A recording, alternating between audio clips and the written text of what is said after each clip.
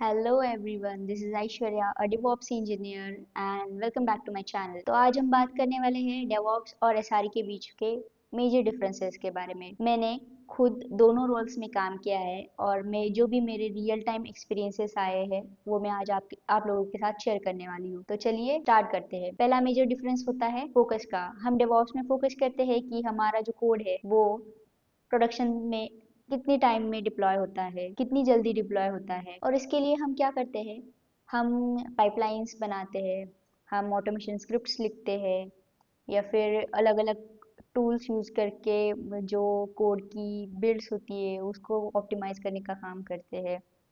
And SRE में जो focus होता है मोस्टली वो होता है एप्लीकेशन को रिलायबल बनाना, मतलब उसके एसएलएस मेंटेन करना, एसएलओज मेंटेन करना या फिर यूज़र के लिए उसको मैक्सिमम अवेलेबल करवाना। सेकंड मेजर डिफरेंस होता है सक्सेस मैट्रिक्स का, यानी कि कौन सी टीम को अगर सक्सेसफुल माना जाएगा अगर उन्होंने ये काम किया। तो डेवऑप्स के लिए मेजरली जो सक्सेस मैट्रिक्स होता है वो होता है कि डेली कितने फीचर्स लॉन्च किए गए या फिर डेली कितने डिप्लॉयमेंट्स कंप्लीट हुए या फिर कोई डिप्लॉयमेंट बनाए तो उसको कितना ऑप्टिमाइज्ड बनाया है, कोई बिल्ड बनाया है उसको कितना ऑप्टिमाइज किया हुआ है, उस पे डेवऑप्स टीम का सक्सेस डिसाइड होता है।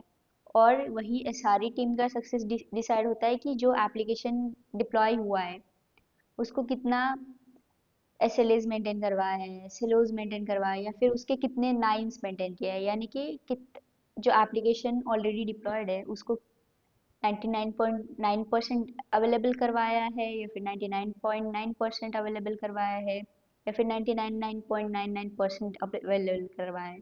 जितने नाइन्स होंगे उतना जो टीम का सक्सेस होता है वो ज़्यादा माना जाता है। थर्ड मेजर डिफरेंस होता है प्रॉब्लम सॉल्विंग अप्रोच का।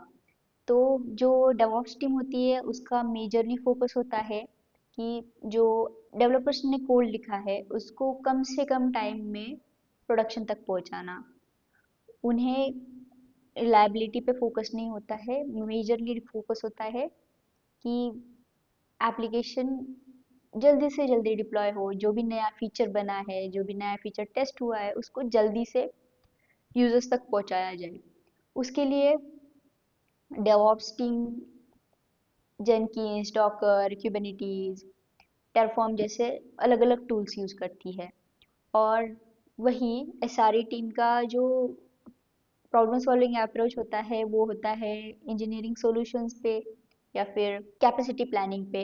मतलब अगर एप्लीकेशन पे बहुत ज़्यादा लोड बढ़ गया या फिर एप्लीकेशन में बहुत सारा डेटा आ रहा है तो उसको कैसे हैंडल करना है, एप्लीकेशन कम से कम टाइम के लिए अनअवेलेबल रहे, इस पे फोकस रहता है। इसके लिए मॉनिटरिंग ऑब्जर्वेबिलिटी टूल्स जैसे प्रॉमथियस, ग्राफाना हो गया, ये यूज़ किया जाता है या फिर chaos इंजीनियरिंग के टूल्स यूज़ किए जाते हैं ताकि एप्लीकेशन को मोर रिलायबल बनाया जाए। तो ये थे major differences DevOps and SRE role के बीच में। और ऑनेस्टली मुझे दोनों भी रोल्स में काम करके बहुत मज़ा आया है। और अभी मैं डेवऑप्स में काम कर रही हूँ तो आई फील लाइक एसआरई में काम करने की वजह से मुझे आज डेवऑप्स में जो भी इश्यूज आते हैं या फिर जो भी प्रॉब्लम्स आती है एसआरई टीम को वो पहले से पता होता है। तो I try to optimise them so that they have to work little less, ताकि उनको रात के 3 बजे उठ के इशू रिजॉल्व करने के लिए किसी को बोलना ना पड़े। एंड और मुझे लगता है कि दोनों रोल्स का अपनी अपनी जगह पे इंडस्ट्री में बहुत ज़्यादा सिग्निफिकेंस है, दोनों अपनी जगह पे बेटर है।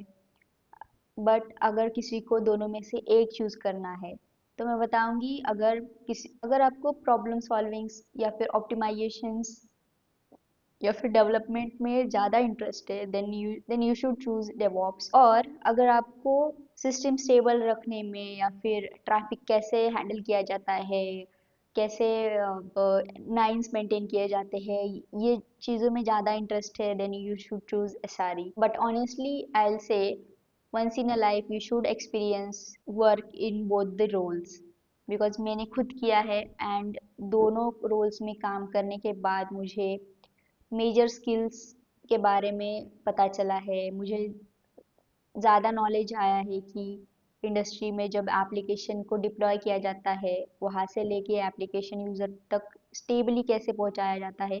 आई होप आपको ये वीडियो अच्छी लगी होगी, और if yes, then do like the video and share it with someone who is struggling between the DevOps and the SRE, and comment down कि आप कौन सा रोल चूज करोगे। Thank you so much for watching the video. मिलते हैं अगली video में। Till then keep learning, keep growing.